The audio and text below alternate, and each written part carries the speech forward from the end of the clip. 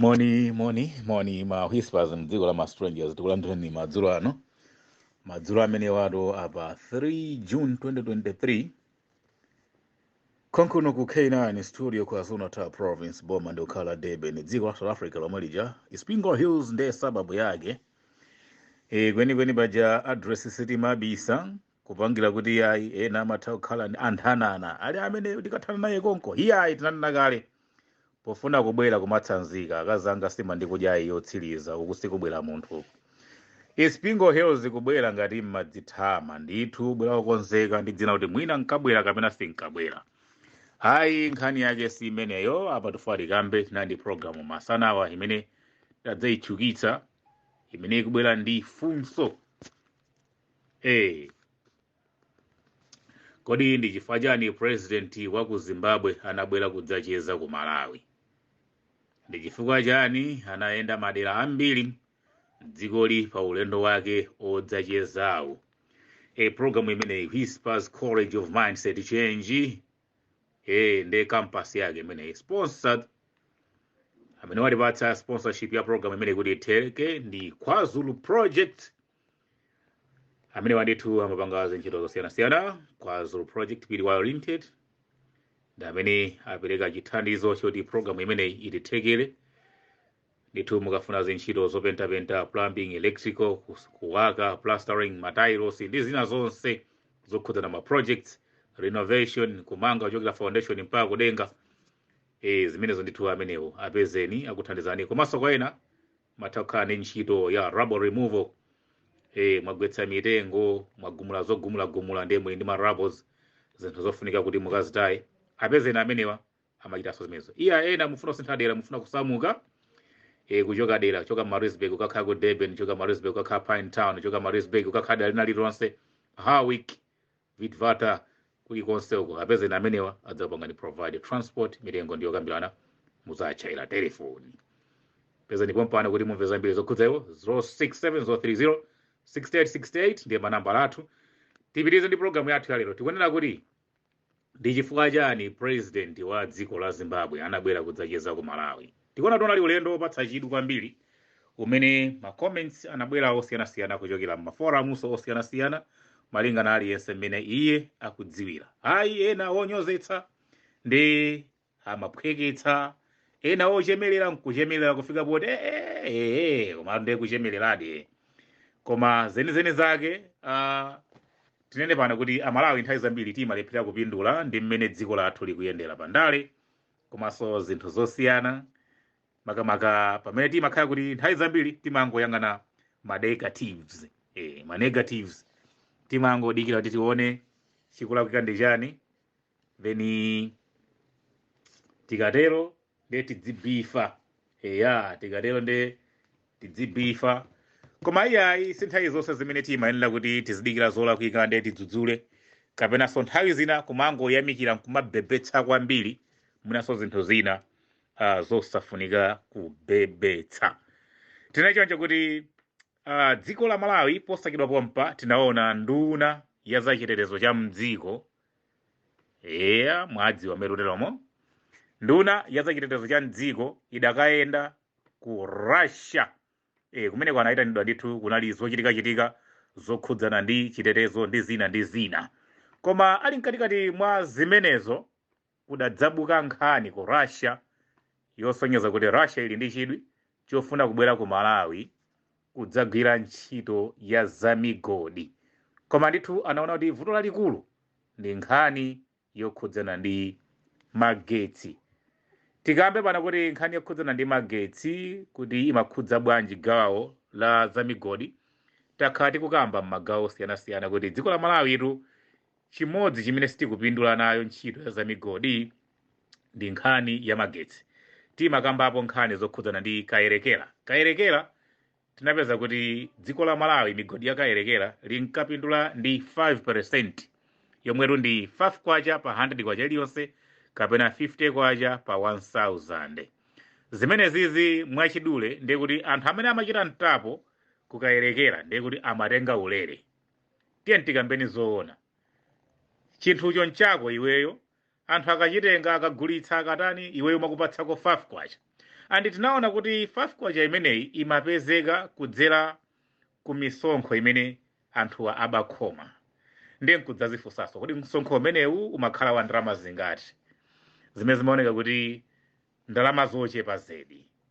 Izi ndi chifukwa chona kuti dziko la Malawi tikambe zambiri pano tichita mofukula chifukwa tufuna kuti Amalawi ambiri tidziyenda peji imodzi. Tidakambapo zoti tsiku lina tikadzasangalala tidzakamba nkhani yakusowekera kwa forex kuti chilema chakusowekera forex dziko la Malawi nchapakanthawi. Koma sindifuna mayiwala nkhani imene ndifuna kukamba. Nkhani imene ndifuna kukamba ndiye migodi. Migodi yakayerekera inali migodi imodzi imene idathandizira kusaukitsa dziko la Malawi. Anthu nkumati malo molemera kuti zoona. Migodi yakayerekera musayiwale ndi migodi imene idathandizira kuti dziko la Malawi lisauke.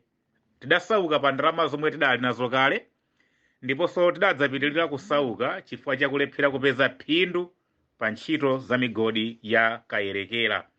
Izi ndi chifukwa chona kuti pamene tidayamba ntchito za migodi yakayerekera kudapezeka kuti dziko la Malawi limalephera kupereka magetsi okwanira ku migodi yakayerekera kuti ntchito zake ziziyenda. Kwa icho dziko la Malawi lidakhazikitsa alternative yoti pakhale ma generator kamba ndi jenko kandi chani kulikonseko muli monsemo mmene mmazinenera mayina. Koma kenako tidambokhala ndi lingaliro lopaka ma genset.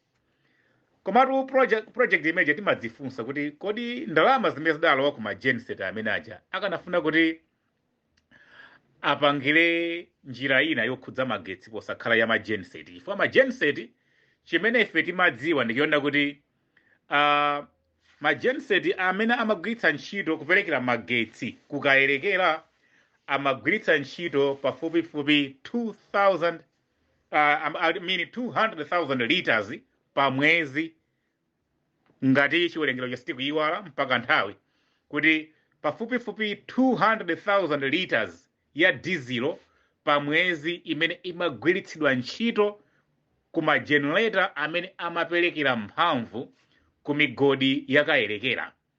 Ndiye tufanira kuti zikugwirizana bwanji ndi kusowa kwa forex. Inde dziko la Malawi lidali pampanipani chifukwa reserve ya forex imene tidali nayo vuto ili lisanabwere inali yokwanira kuyitanitsira mafuta ongogwiritsira ntchito pa magalimoto ndi zipangizo zina.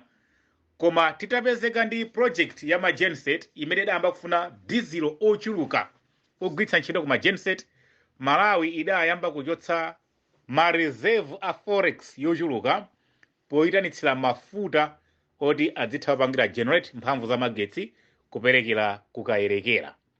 Koma in return migodi yakayerekerayo Malawi amapindula ndi 5%. Kusonyeza kuti ndalama zambiri dziko la Malawi timagwiritsa ntchito kwambiri forex pogula mafuta diesel ndi kumaperekera ku ntchito yakayerekera. Chonsecho ntchito yakayerekera idalibe phindu la direct lobwera ku dziko la Malawi. Nde tinaluza pawiri. Tinaluza choyamba reserve ya forex, tinadzaluzaso posapindula ndi ntchito ya migodiyo. Mungathe kuona kuti awa anali ena mwa ma contributing factors amene anabweretsa umphawi wakusowekera kwa forex mdziko la Malawi. Komatu ena mkumafunsa kuti ma genset adayamba 2000 and yani. Ine nkhani yanga si imeneyo. Zondene kuti inali cabinet ya ndani, nthawi imene president anali ndani. Koma chimene mangodziwa nchoti zona zenizeni ku Malawi kuli ma generator amene amapanga generate magetsi. Ndipo mpaka nthawi nake ku nyumba kwa anduna kudakapezeka kuti chigenerator chimodzi chikulirenji. Kandezi nkatheka bwanji. Koma anyway ndi zinthu zoti zikuchitika mdziko lathuli. Mwina nkutheka kuti timadziwa. Tidaononga ma reserve choyamba tidaononga ndalama kugula ma generator ngati alternative. Chachiwiri kuchotsa ndalama zathuso masherefu reserve ya forex kumagulira diesel kuti dzithira ma generatoramo. Cholinga tidziperekera mphamvu za magetsi zokwanira ku migodi yakayerekera. In return migodi yakayerekera idalephera kuthandiza chilichonse ku chitukuko cha Malawi kapena ku chuma cha Malawi. Tunena pano situdziwa kuti kodi zili pati. Atapindula oyenera kupindulawo tinamva zoti migodi yakayerekera akufuna kuyitseka. Nkhani yake anamba kutiuza zonena kuti uranium ngati zinthu zomwe zimagwiritsidwa ntchito kwambiri pa nkhani yopanga zida za nkhondo ndi nuclear zinaoneka kuti chifukwa cha nkhondo zambiri pa dziko lapansi afuna kuletsa kupanga mining uranium until further notice. Koma izi ndi zimenenso azungu anapanganso ndi Zambia pamene anayamba kunena kuti kopa wa ku Zambia sali bwino, anayamba kunchotsa pa market kopa ndi chonga chofuna kuyisaukitsa Zambia to his knees kapa to her knees kuti mpana ifikepo gwada, ndipo Zambia idafika pomatengera ndalama zake m'mawiri bala ndi m'matumba nzisaka popita ku mashopu kuti akagule zakudya chifukwa mu wallet simunkakwana ndalama zoti nkugula bread. Kuli kugwa mphamvu kwa ndalama ya Zambia. Izinso azungu anadzachita chimodzimodzi atamaliza kupindula ndi ntchito za uranium ku Malawi, adadzamba kubweretsa mabodza oti uranium tisamatenge chifukwa maiko akugula kwambiri uranium ndi mapanga zida za nuclear zomwe zili zosemphana ndi malamulo a United Nations. Anapanga create mabodza zonsezi anali atathana naye Malawi pa nkhani yomubera uranium. Timapindu tochepa timene adapindula mapresident amasiku amenewo komanso nduna za masiku amenewo zidatiphimba m'maso kuti kulephera kuona chilungamo cha anthuwa atibera powapanga bribe popereka ziphuphu ndi katangale kwa azitsogoleri athu amene alibe masomphenya amene ali ndi manthongo m'maso. Ndikumaona ngati zikuyenda osadziwa kuti ntchito ya mining, those are non-reusable resources, sizingagwiritsidwe ntchito kawiri. Right? Mukakumba zikapita zapita, ngati uli mwala mwaugwiritsa ntchito sipadzamera mwala wina pamene paja. Simitengo mining, simitengo kuti mukadula mitengo muli ndi kuthekera kuti mungathe kudzala mitengo ina. Miyala mukagumula miyala mukakumba mukatenga ikadzatha zimakhala kuti zatha, mmadzasiya zimayenje kumene kuja ndi dzina loti ndi maini. Anyway, nkhani yathu kodi ndiyo sei ngati ayi tufuna tikambe nkhani ya Mnangagwa. Musayiwale KwaZulu project ndiwo ma sponsors athu usiku wa lero lino amene apanga sponsor program imeneyi, amene watanena kuti akupezeka mu dziko la South Africa. Boma ndi kukhala Peter Marisburg, amene wandithu amachita zinthu zosiyanasiyana, kumanga manyumba, renovation, maintenance services, kuyambira atu amene kukhoma denga, matiles, ceiling, painting, tiling, plumbing, komanso tuzopenta, rubble removals ndi zina. Nkhani yathu ili pano tanena kuti kubwera kwa Mnangagwa, nkhani imene abuka ku Russia yokhudzana ndi kukhala ndi chidwi kudzagwira ntchito ya mining mdziko la Malawi, ikuoneka kuti Russia inadzabweretsa concern yonena kuti ngati mutakhala ndi chidwi chogwira nafe ntchito tingathe kukupatsani mphamvu za magetsi a nuclear, ndi chonga choti muleke kudalira mphamvu za magetsi opangira generated kuchokera ku magenerator kapenanso kudalira mkula falls. Zinthu zimene zimapanga kuti madzi akadzadza mavuto, akachepa mavuto, zinyalala zikachuluka mavuto, kuchuluka mvula mavuto, ndi magetsi amene ndi ma excuses ambirimbiri. Kodi mtaganizani dziko lapansi lino ndi maiko onse amene ali ndi mitsinje, nanga maiko amene alibe mitsinje magetsi amatenga kuti? Mutati mudzifunse maiko amene ali mu desert kuli mitsinje imene kumayenda madzi, ali ndi mikula kumene kumathamanga madzi? Ayi. Ndengati kulibe magetsi amatani iwo, popeza iwo ali ndi magetsi amene amakhala nawo chaka chonse nthawi zonse. Ife tuganiza zokhala ndi mitsinje. Kodi mtsinje ndi chinthu kuti mungathe kugula? Ayi. Mmayina kuti mukhale nawo mtsinje wachilengedwe. Ndi amene alibe mtsinje wachilengedwe amatani iwo kuti akhale ndi magetsi? Malawi dzuka Malawi. Kwa choncho Russia inabweretsa nkhani yabwino imeneyi. Tifuna kupanga nanu business ya mining, koma chimene tikuona ngati vuto ndi nkhani ya magetsi. Ndi tisanapite ku mining iku tiye tikambeni kaye nkhani kukhudzana ndi magetsi. Tinaona kuti tikupatseni magetsi a nuclear amene worth of $20 million. Mukatero ndiye kuti ntchito za mining zidzakhala zili ndi phindu. Pali nkhani yambiri zoti tingathe kuzikamba ndi chifukwa chani akufuna kuti iwo abweretse kaye magetsi. Pali zambiri. Tinanena kale kuti Eskom ya ku Malawi adagulitsa anthu kalekale, musayiwale zimenezo. Water board adagulitsa, Adimaki ku Malawi adagulitsa kalekale. Kotero kuti Russia kuti ibwere ku Malawi kudzachita ntchito ya mining ndi kudalira magetsi a Eskom amene alipo panopo, ndi kuti ndalama zambiri zidzapita kwa azini akamadagula Eskom kumadya ndalamawo. Fa Eskom payo khale ndi ngongole za nkhani-nkhani. Dziko la Malawi lili ndi ngongole za nkhani-nkhani zomwe akuyembekezera kuti akapanga ndalama kudzera ku magetsi basi amene wadawugwira ukapolo magetsi ako Malawi. Tidzakambabe zimenezi ndisachedwe kwambiri nkhani zathu topic yathu simene. Ndiye dziko la Russia lidatero ndithu kuti iyayi ndi zinthu zopatsa chidwi koma tinene kuti mwina tiyambe kamba nkhani ya magetsi. Koma mutafuna zimenezi ife tidzabwera kudzapanga plant nuclear station imene idzapanga generate magetsi mu dziko la Malawi. Koma chimene mungadziwe choti dziko la Malawi padali pano kulibe ambasada wa dziko la Russia. Pachifukwa chimenechi Malawi ngati afuna kupanga zimenezi ndiye kuti adzera ku ambasada amene ali ku Zimbabwe, ambasada wa Russia amene ali mdziko la Zimbabwe. Ndiye kuti Malawi ngati atakhala ndi chidwi chofuna kugwira ntchito imeneyi angayigwire bwino podzera ku ambasada wa ku Russia amene akupezeka mdziko la Zimbabwe. Kwa choncho president wa Zimbabwe wayenera bwera ku Malawi pakucheza koma ziwiri zitatu zikhozokhazo kuti mwina afuna kukambirana zokhudza zimenezi chidwi pa zimenezi. Musayiwale dziko la Zimbabwe ndiye sapenepo Malawi takamba zathu. Nkhani ndiyoti Russia ifuna kutipatsa magetsi a nuclear amene ndithu kuti tikambirana nawo bwinobwino ndiye kuti nkhani yanena kudzera kwa kazembe wawo, koma kazembe mudziwe kuti sali mu dziko la Malawi, ali mu dziko la Russia ndiye amene ali mu dziko la Zimbabwe. Ndiye mukutha kuona kuti bridge ya ku Zimbabwe tsopano ndiye kuti tikuchoka ku Malawi tufuna tilowe mu Zimbabwe. Anthu ena nkumadabwa kuti Zimbabwe dziko loti lili bankrupt, dziko lidasauka, tingapindule chani ndi dziko la Zimbabwe. Iwalani dziko la Zimbabwe likuchita bwino pano mwina soposa kale. Anthu ena nkumadabwa zimenezo. Dziko la Zimbabwe tinena pano ndi pamene lili bwino kwambiri kuposa kale, koma azungu anasankha ma platform ngati media, kugwiritsa ntchito media ndi kumalengezetsa zoti Zimbabwe ndi dziko losauka. Izi ndi cholinga choti zijambulike mu nzeru za anthu ndiye mudziyenda ndi mbendera zoti Zimbabwe ndi dziko losauka. Tinena pano ku Zimbabwe kuli zitukuko zikuluzikulu zimene zachitika mu zaka 10 izi zoti kudalibe nkale lomwe. Zaka 10 zadutsa pakatipa tingoti from 2013 kudzafika lero ndiye kuti ndi zaka 10. Zaka 10 zimene zizi Zimbabwe yapanga zitukuko zikuluzikulu zoopsa kwambiri kuphatikizirapo nkhani ya magetsi.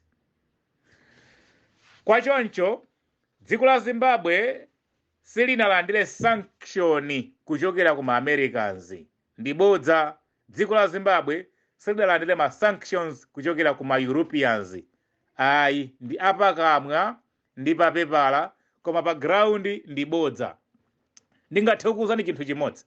Dziko la America ndi ma Europe akanakhangana anapereka ma sanction ku Zimbabwe, tinena pano nthenda ya COVID-19 ikadapha anthu ochuluka kwambiri mu dziko la Zimbabwe. Koma inu mudziwa kuti ma protocols a COVID-19 anapititsidwa ku Zimbabwe. Anabwera ndi ndani? Kugwiritsa ntchito ma mask, sanitizer, komanso nkhani ya vaccine tikunenayi inapita ku Zimbabwe. Anapititsako ndani? Ma Asians zikhozokhala bodza. Amene amalimbikitsa nkhani zimene anali ma Europeans ndi ma Americans. Tithamangeso kodi PSI ku Zimbabwe ilipo kulibe? Ilipo. Red Cross ku Malawi ilipo kulibe? Nanga UNICEF. Mabungwe onse ma American and European based international organizations ambiri akupanga be operate mdziko la Zimbabwe. So where's the sanction? Sanction anangofuna kuapusitsa anthu. Chimene chimachitika ndi chakuti when you doing your unregistered business it is unrecognizable. Kwa choncho anafuna kuti business imeneyo ma Europeans ndi ma Americans adzipanga ndi dziko la Zimbabwe adzikhala unofficial, kotero kuti looting idzichitidwabe. So they are busy looting Zimbabwe chifukwa chona kuti ma business ena onse amene akuchitika ambiri mu Zimbabwe kucha kwa lero ndi black market kapena kuti ma native market. Ndikamalankhula chizungu mawu oti black market iso amandiyipira ndisakubisireni. Mawu oti black market amandiyipira chifukwa chizungu chimene ndimachidziwa bwinobwino it's a native market osakhala black market. Chifukwa ndimamuchipitsa munthu wakuda. Mukadzamumva munthu akunena kuti black market watakhala mzungu zamuti kuti siumadziwa chizungu. Ndi mwano mwiko kugwiritsa ntchito mawu oti black market. It's a native market. Ma business ambiri amene akuchitika mu dziko la Zimbabwe pano ndi ma native markets. Aliyense angopanga mmene waionera. So ndi nthawi imene anthu akulemera kwambiri. Chachiwiri kuonjezerapo anthu ambiri a mdziko la Zimbabwe after ma sanctions anapita maiko ambiri pa dziko lapansi amene unenato ma mechanics, ma teacher, ma doctors, ma nurses ndi anthu maluso osiyanasiyana anamwazikana pa dziko lapansi mbwrr. Kumene anapitako anakakwanitsa kukhala ndi ma asylum papers, akugwira ntchito, akupanga study, apanga ma business, akukhala kumeneko. Ali m'maiko ambiri pa dziko lapansi pano, Asia, Europe, Australia, America, ngakhale ku South Africa kuno ndi ambiri, ndi amene atenga ma industry ambiri kupanga control by providing labor. Pachifukwa chimenechi anthu aku Zimbabwe ambiri pa dziko lapansi pano anapeza mwayi chifukwa cha ma sanctions amenewa opita kulikonse pa dziko lapansi pano ndi kukagwira ntchito chifukwa cha mwayi wa asylum seeking. Anthu amenewa akulandira ndalama za nkhani m'maiko menemo, and those ma revenues 60 to 70% ndoti amatumizira azibale awo ku Zimbabwe. Kwa choncho ngakhale m'midzi ku Zimbabweko anthu zitukukwa akupanga chifukwa cha mwayi umenewo. Ndi akamakuwuza ndizoona kuti dziko la Zimbabwe lilosauka, iyayi anangochotsa currency ija, forex imene kusowa ku Malawi, ku Zimbabwe sikusowa nawo. They got it. Mining palibe mgodi umene anatseka from that time anachita sanction. Ndiye mugazo kuti zimene akukumba migodi zomapita kuti asakunamizeni. Come to Zimbabwe and see it by yourself. Mudzaona kuti those sanctions does not exist. Dziko la Zimbabwe likupitirizabe umapangitsa zisankho, dziko la Zimbabwe likupitirizabe umalipira asilikali ndi apolisi, ndipo chitetezo chidakalipo. 20 years down the line ndi ma sanctions ochokera ku America ndi Europe, chitetezo ku Zimbabwe munamva kuti chatsika. Munamva kuti chitetezo chatsika, dziko la Zimbabwe lolephera kulipira asilikali.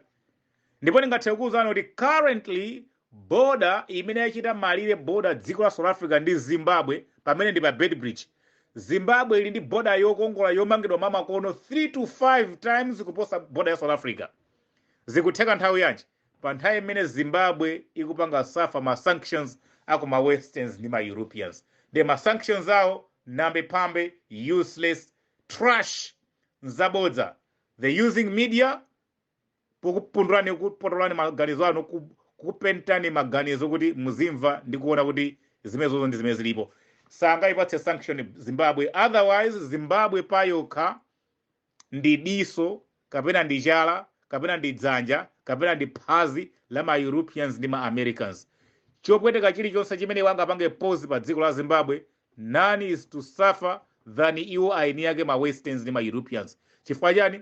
They settled themselves there too much koti sangakwanitse kumusiya Zimbabwe. This is why ngakhale Mugabe ankalankhula modzitama ankadza kuti mzungu ndipo vuto kuti angamusiye Zimbabwe. Zimbabwe ali ndi ma minerals and ma resources, tingathe kunena kuti 110% kapati 10% kuposa ma resources amene ali mu dziko la South Africa.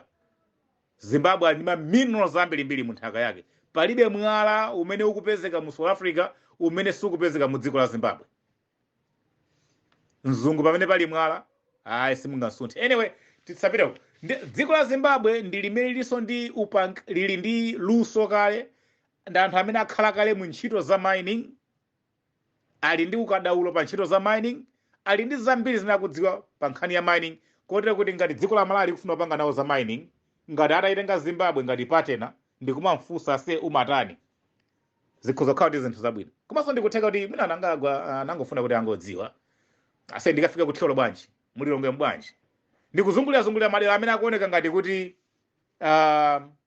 yes, mmene mukuoneka ngati ndi mmene muzachitidwa zintchito zimenezo, aone misewu. Kutheka kuti mwina Russia popeza ku Zimbabwe amene ku Malawi kulibe ambassador, ndikungomutuma Mnangagwa kuti ndikanena kuti ambassador wanga apite ku Malawi akayang'ane, mwina sizingakhale bwino pena pake. Koma Mnangagwa iwe tangopita m'malo mwa ambassador wanga ukangozungulira ku Malawiko, ndiye udzandiuze kuti ukukuona bwanji. Mukuona bwanji penepo?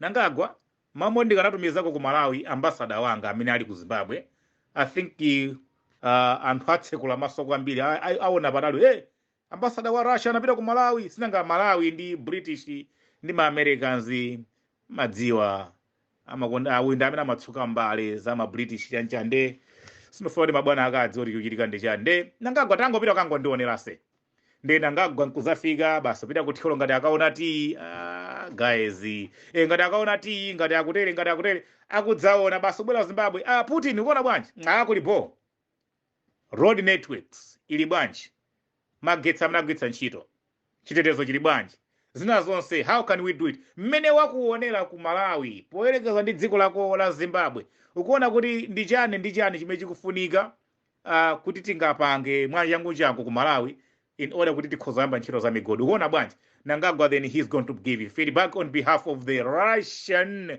ambassador based in Zimbabwe. I think that is the idea.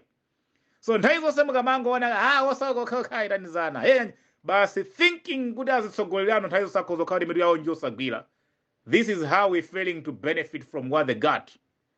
Right? Ali ndi zambiri zoti kanatapindula nawo azitsogoleriwa koma nthawi zonse timaona kuti ali nkusathekera. Chifukwa chani tizipani tathu tandale nthawi zonse amatipanga brainwash kuti dzingoona ndima negative always pamene boma lili ndi ma functions ndi ma activities osiyana in that trip muna zinthu zambiri zimene mukanakhala chete nkumayang'ana mwachidwi mukanatha kuona kuti kubwera kwa Mnangagwa ku Malawi nkwaphindu kuli ndi zimene mkati mwake zilimo kwa choncho ndiye kuti mwina ife amene timabweretsanso maonena kuti ona bochakwera His Excellency the President chonde don't do it for yourself, do it for the sake of our nation.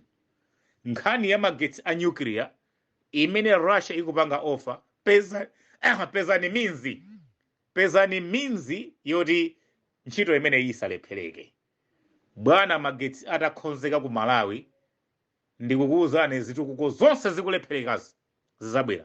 There is no need munthu abwere ku Malawi kuganiza kuti adzapanga fertilizer ku Malawi ndadzakhala ndi 12 hours alibe magetsi production izakhala bwanji tinapanga business tisangokhala ndi masomphenya pa phindu koma tiganize kuti kodi phindu lidzabwera bwanji pamalo pamene palibe production.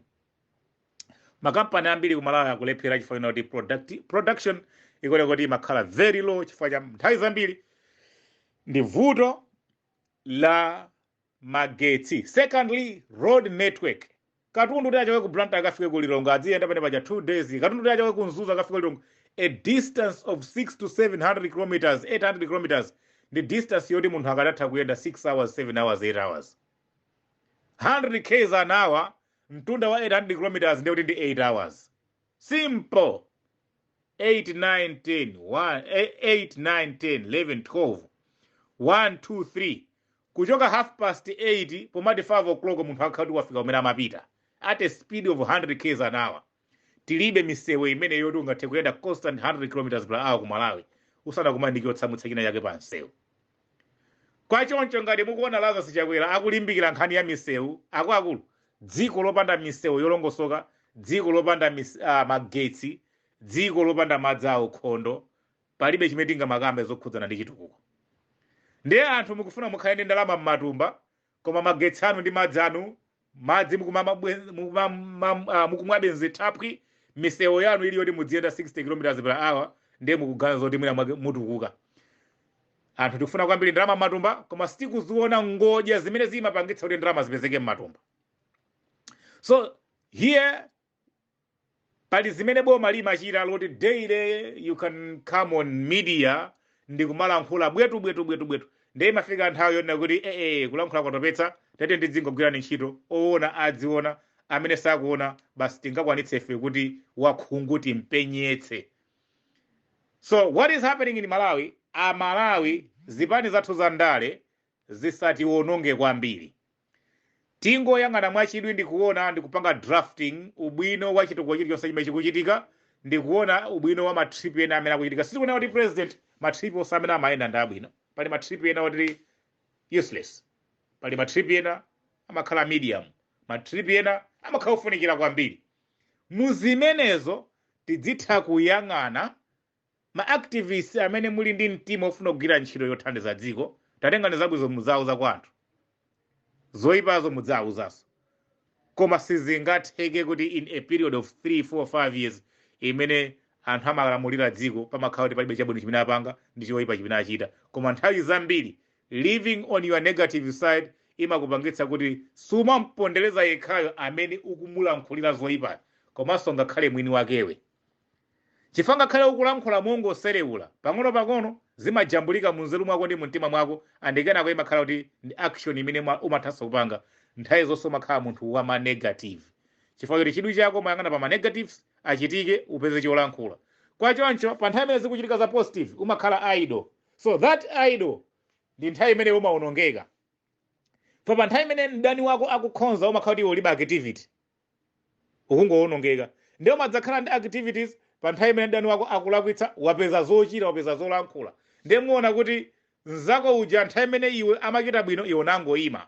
Nthawi imene walakwitsa ukulankhula ndi kuti iyoja ukumulankhula chifukwa kuti walakwitsa amapindulanso chifukwa kuti amadzikonza.